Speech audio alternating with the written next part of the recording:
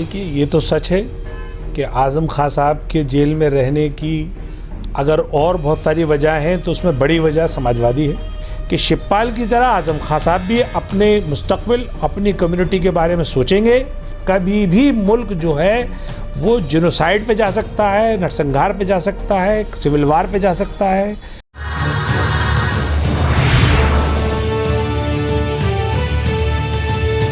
नाज़रीन आदाब, मैं हूं मुमताज़ आलम रिजवी और आप देख रहे हैं एमएमसी न्यूज़ इंडिया। हम बात करेंगे उत्तर प्रदेश की सियासत की। शिवपाल यादव वो मोहम्मद आज़म खां से मुलाकात करने सीतापुर जेल गए और वापस आकर के अपने बड़े भाई और समाजवादी पार्टी के फाउंडर मेंबर मुलायम सिंह यादव पर फायर हो गए। उन्होंने कहा कि अगर समाजवादी पार्टी चाहती तो आज़म खां जेल में नहीं होते। ये एक बड़ा बयान है, लेकिन सवाल ये है कि इस बयान से आज़म खां को फ़ायदा क्या होगा और ये बयान किस हद तक आज़म खां की रिहाई के लिए मुस्बत साबित होगा, या फिर ये एक सियासी बयान है और चूँकि शिवपाल यादव को कोई रास्ता नहीं दिखाई दे रहा है तो शायद वो इसी में से कोई रास्ता तलाश कर रहे हैं। बहरहाल ये कौन सी सियासत है और आज़म खां का क्या रुख होगा, इन तमाम मसाइल पर हम बात करेंगे। आज दिल्ली AIMIM के सदर कलीमुल हफीज़ साहब, तो इसलिए कलीमुल हफीज़ साहब अभी शिवपाल यादव गए वो आज़म खां से मुलाकात करने और उन्होंने एक बड़ा बयान दिया कि समाजवादी पार्टी ज़िम्मेदार है वरना आज़म खां जेल से बाहर होते। इस बयान को कैसे आप देख रहे हैं? देखिए, ये तो सच है कि आज़म खां साहब के जेल में रहने की अगर और बहुत सारी वजह हैं तो उसमें बड़ी वजह समाजवादी है, क्योंकि समाजवादी ने कभी अपने लीडर के लिए कोई एहतजाज नहीं किया, कभी सड़कों पे नहीं उतरे, कभी इस बात का एहसास नहीं कराया कि समाजवादी उनके साथ है। दूसरी बात, वो तमाम चार्जेस जिन पे इल्ज़ाम हैं उन पे, ख़ास तौर से जो गोमती रिवर फ्रंट पे जो रिक्रूटमेंट हुई है, रिक्रूटमेंट के अगेंस्ट पे उन पे चार्ज है, तो उसमें उस वक्त मुख्यमंत्री तो अखिलेश थे। तो अखिलेश के ख़िलाफ़ क्यों नहीं है चार्ज जब इनके ख़िलाफ़ चार्ज है? तो यहाँ ये बात तो बिल्कुल सही है कि आज़म खां के जेल में जाने की वजह सबसे बड़ी समाजवादी का उनका साथ छोड़ देना है या उनके साथ खड़े ना होना है। दूसरे नंबर पे आई है कि ये सियासी इसका पहलू क्या है। देखिए, उत्तर प्रदेश के चुनाव से पहले अखिलेश यादव का तकब्बुर 7वें आसमान पर था, बिल्कुल, और उनको पूरा यकीन था कि मैं मुख्यमंत्री बनने जा रहा हूँ या बन चुका हूँ। उनके जितने चेले और चपाटे थे सब कह रहे थे कि मुख्यमंत्री तो बन गए, अब तो सिर्फ वो एक औपचारिकता बाकी है। नारा भी था उनका, अब अखिलेश आ रहे हैं, सब कह रहे हैं अब अखिलेश आ रहे हैं। तो वो इतने गुरूर में इतने चूर हो गए थे कि उन्होंने अपने सगे चचा की इज्जत नहीं की, उसके साथ अलायंस करके भी आखिरकार एक टिकट भी वो भी अपने सिंबल पर उनको लड़ाया। इसी तरीके से दूसरी और पार्टियों के साथ उन्होंने हाल किया, चाहे वो चंद्रशेखर रावण के साथ किया हो या दूसरी और पार्टियों के साथ किया हो, इमरान मसूद के साथ हाल किया हो या हमारे जो अलीगढ़ वाले जो MLA थे उनके साथ हाल किया हो। MIM को भी उन्होंने वैसे ही रखा क्योंकि मुसलमानों को वोट तो चाहिए बट मुसलमानों की क़यादत नहीं चाहिए। उसका नतीजा उन्होंने इलेक्शन में भुगत लिया और वो सिर्फ उनकी फिर भी इज्जत बचाई, मुसलमानों ने बचाई। अब सवाल ये है कि इतना तुमने बेइज्जत कर लिया अपने चचा को और अपने लीडर को, आज़म खां साहब के कहने से भी कोई टिकट नहीं दिया उन्होंने, बदायूं की जीती हुई सीट हरवा दी इन्होंने। बदायूं में आज़म खां के बहुत करीबी हैं आबिद रज़ा साहब, उनको टिकट ना देकर एक ऐसे आदमी को टिकट दे दिया, बम्बई के एक बिजनेसमैन को जिसका सियासत से कोई लेना देना नहीं है। पता चला वो सीट भी हार गए। तो इस तरह का जो भी आज़म खां का सपोर्टर था उसको इन्होंने अखिलेश यादव ने टिकट नहीं दिया। यही हाल चचा अपने शिवपाल जी के साथ किया। अब उसके बाद क्या होता है कि ये पार्टी हार जाती है। अब इसका नंबर आता है कि लीडर ऑफ अपोजिशन चुनने का। कोई भी पार्टी जो उसका मुख्यमंत्री का कैंडिडेट होता है वो कभी लीडर ऑफ अपोजिशन नहीं बनता है। लीडर ऑफ अपोजिशन हमेशा नंबर 2 नंबर 3 में से बनता है, क्योंकि मुख्यमंत्री का कैंडिडेट ये माना जाता है अगर जीतता तो वो मुख्यमंत्री बनता। तो बिल्कुल जो राइट था, पहला राइट था आज़म खां का कि आजम खां को लीडर ऑफ अपोजिशन बनाया जाना चाहिए था, और दूसरा राइट था शिवपाल का, बिल्कुल। क्योंकि वो एक सीनियर है। इन दोनों को बुलाया तक नहीं, शामिल तक नहीं किया उस मीटिंग में, और ख़ुद अखिलेश बन के बैठ गए लीडर ऑफ अपोजिशन। तो इससे ये साबित होता है कि अखिलेश यादव के यहाँ आजम खां और शिवपाल जी की कोई जगह नहीं है। अब इन दोनों की जब जगह नहीं रही तो अब इन्हें दूसरे ऑप्शन तलाशना शुरू किए।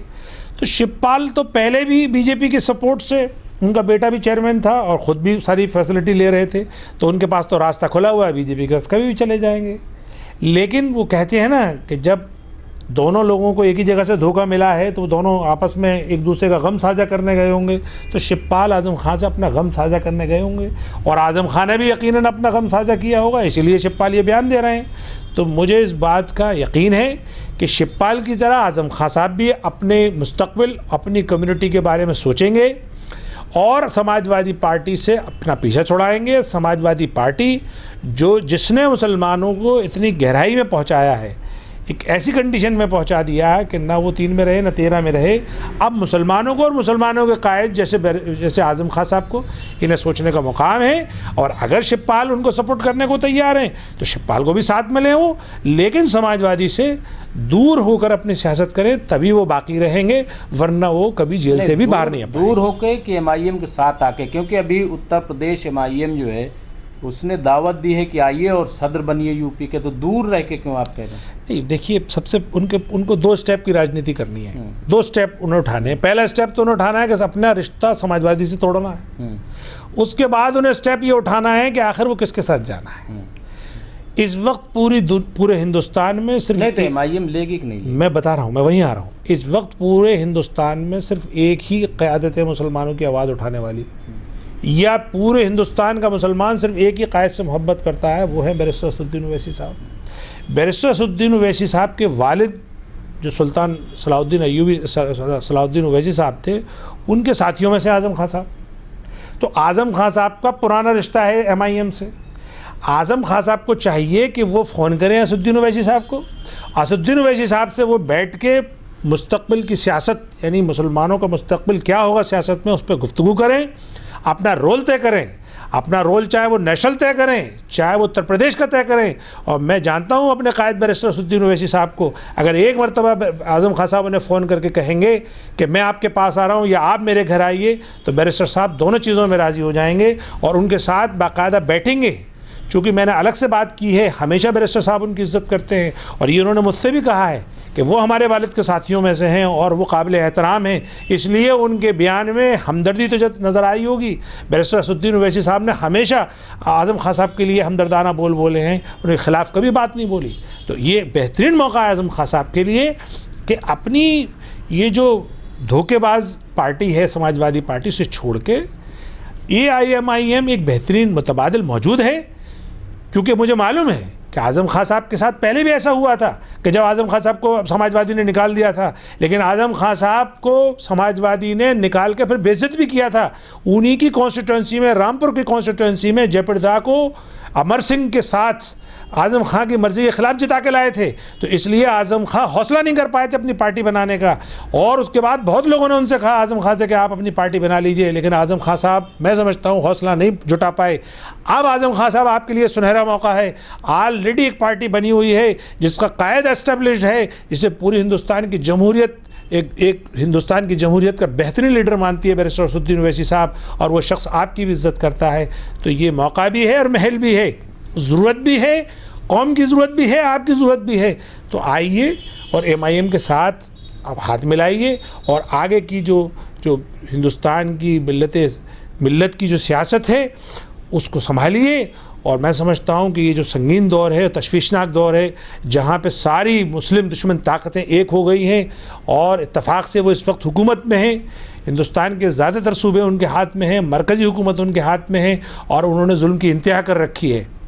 उन्होंने अभी रामनवमी और ये हनुमान जयंती के नाम पर जो तशद्दुद ढाया है, जो मुसलमानों पे जो बुलडोज़र ढाया गया है, उससे पूरी कौम में एक खौफ हिरास है, एक डर है, गुस्सा है। तो ऐसे मौक़ों पर अगर बैरिस्टर असदुद्दीन ओवैसी साहब और आज़म खां दोनों मिलकर अगर इनकी रहनुमाई करेंगे तो ये बेहतर भी होगा, और हिंदुस्तान की डेमोक्रेसी के लिए एक हेल्दी, एक पॉजिटिव, एक मुस्बत हल भी होगा। क्या आपको लग रहा है कि यूपी में या मुल्क में कोई तब्दीली आ रही है? क्योंकि मौलाना तौक़ीर रज़ा ख़ान साहब ने भी अभी यही बात कही है कि अखिलेश यादव का चेहरा अब सामने आ गया है। वो जिस तरीके से खामोश हैं, ओवैसी साहब हैदराबाद से आ जाते हैं जहांगीरपुरी, अखिलेश यादव पड़ोस में नहीं पहुंच पाते हैं और भेजते हैं तो 90 साल के बूढ़े शफीकुर रहमान बर को खानापुरी के लिए, वो भी जब सुप्रीम कोर्ट से फैसला आ जाता है। तो ये जो आवाज़ उठ रही है तौक़ीर रज़ा ख़ान की शक्ल में, या कई लीडरान ने इस्तीफ़े दे दिए, अभी वो मीडियम नहीं आ रहा है, लेकिन बहुत जगह जगह से इस्तीफ़े दिए जा रहे हैं, तो क्या ये तब्दीली है कोई? नहीं, बिल्कुल तब्दीली है। कौम अपने आप को ठगा हुआ महसूस कर रही है। कौम ने जिन्हें झोली भर भर के वोट दिया, 90% वोट अभी समाजवादी को दिया, तब अखिलेश का ये रवैया। उतना ही वोट दिल्ली में अरविंद केजरीवाल को दिया, और अरविंद केजरीवाल ने तो अपनी गद्दारी की सारी हदें पार कर दी। उसने तो बाकायदा डिक्लेयर कर दिया कि मुसलमान गुनहगार हैं, मुसलमानों ने पत्थरबाजी की, और उसके प्रवक्ता राघव चड्ढा ने बाकायदा प्रेस में आके ये कहा कि ये रोहिंग्या और बांग्लादेशी हैं। इन्हें शर्म से डूब के मर जाना चाहिए। जब कमबख्त ये वोट लेने जा रहे थे तब ये इनके वोटर थे, तब ये हिंदुस्तानी थे।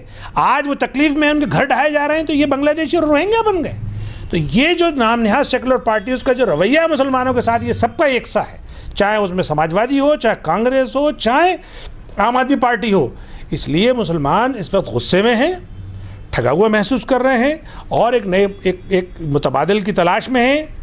यकीनन उन्हें बैरिस्टर असदुद्दीन ओवैसी साहब से मोहब्बत है, लेकिन इलेक्शन के टाइम पे ये तमाम नामनिहाद सेकुलर पार्टीज़ एक ऐसा ऑरा डेवलप करती हैं, एक ऐसा खौफ दिखाती हैं कि अरे तुम कहीं ना यार कहीं अपनी मुस्लिम पार्टी को, मुस्लिम क़यादत को डेवलप कर लिया तो बीजेपी जीत जाएगी।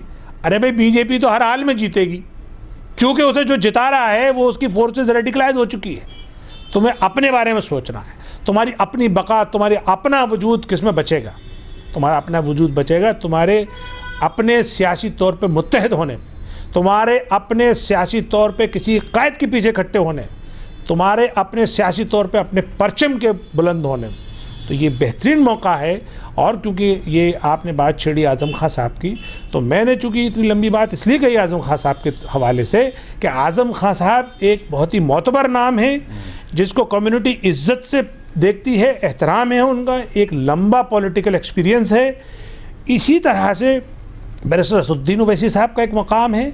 अगर ये दो बड़े अकाबिर मिल जाते हैं तो ज़रूर कम्युनिटी का फ़ायदा होगा, और हिंदुस्तान की डेमोक्रेसी में भी एक मुस्बत रोल प्ले करेंगे इंशाअल्लाह। अभी बिहार में भी नीतीश कुमार तेजस्वी यादव के यहाँ इफ्तार पार्टी थी, वहाँ पहुँच गए, और बाकायदा तस्वीरें जो हैं वायरल हो रही, वहाँ भी कह रहे हैं सियासत बदल रही है।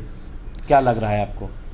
देखिए, ये सब पार्टियां तो मुसलमानों को तो टोपी लगा के और रुमाल डाल के इफ्तार में पहुंच के बस बेवकूफ़ बनाती हैं। अभी तो इफ्तार आपको मैं आरएसएस का भी दिखा दूंगा, शिवसेना का भी दिखाऊंगा, और बीजेपी का भी आपको इफ्तार दिखा दूंगा। तो ये जो इफ्तार के नाम पे मुसलमानों को बेवकूफ़ बनाया जाता है, अल्लाह के वास्ते मुसलमानों को इस छलावे से दूर आ जाना चाहिए। अब दूसरे नंबर पे आइए कि ये दोनों पहुंच गए।